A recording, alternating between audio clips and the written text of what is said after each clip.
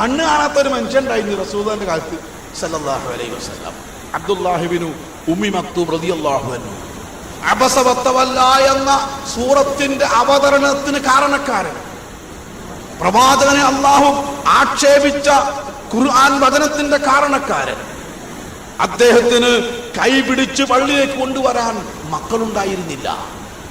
ഒരിക്കൽ അദ്ദേഹം നബി സല്ലല്ലാഹു അലൈഹി വസല്ലം ചോദിച്ചു, പ്രവാചകരെ, പകലൊക്കെ ആരെങ്കിലും ഒക്കെ കൈ പിടിച്ച് കൊണ്ടുവരാനുണ്ടാവും, സുബീക്ക് ആരുമില്ല, അതുകൊണ്ട് 1400 കൊല്ലം മുമ്പുള്ള സൗദി അറേബ്യയാണ്, പാമ്പുണ്ടാവും, കടിച്ചാ മരണം ഉറപ്പാ, ചികിത്സ ഇല്ല, അപ്പോ ഞാൻ സുബീന്റെ വീട്ടിൽ നിന്ന് നിസ്കരിച്ചോട്ടേ, ബാക്കി 4 ഞാൻ ഇവിടെ വരാം, ആരെങ്കിലും ഒക്കെ ഉണ്ടാവും, സുബീക്ക് ഇപ്പൊ നമ്മളൊരാളെ വിളിക്കാൻ കഴിയൂലല്ലോ.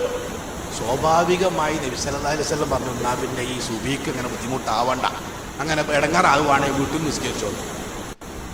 ഈ മറുപടി കേട്ട് അബ്ദുല്ലാഹി ഇബ്നു ഉമ്മി മക്തൂം റളിയല്ലാഹു അൻഹു പള്ളിന്റെ പുറത്തിറങ്ങിയില്ല. 7-ാം ആകാശത്തിന് മുകളിൽ നിന്ന് ജിബ്രീൽ അലൈഹിസ്സലാത്തു വസ്സലാം മദീനയിലെത്തി. അതിന്റെ സ്പീഡ് എത്രയാ നിങ്ങൾ പറയും? വരവിന്റെ സ്പീഡ് എത്രയാ? ആ വരവിന്റെ ഗൗരവം എത്രയാ? ആരാ പറഞ്ഞയച്ചത്? ലോകത്തിന്റെ സൃഷ്ടാവ്. ആരുടെ അടുത്തേക്ക്?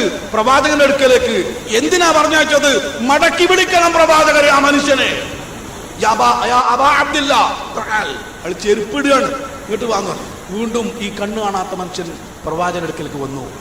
എന്താ പ്രവാചകൻ ചോദിച്ചോ?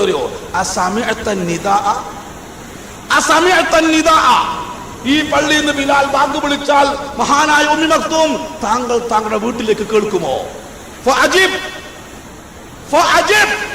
ഇവിടെ വന്നോളണം.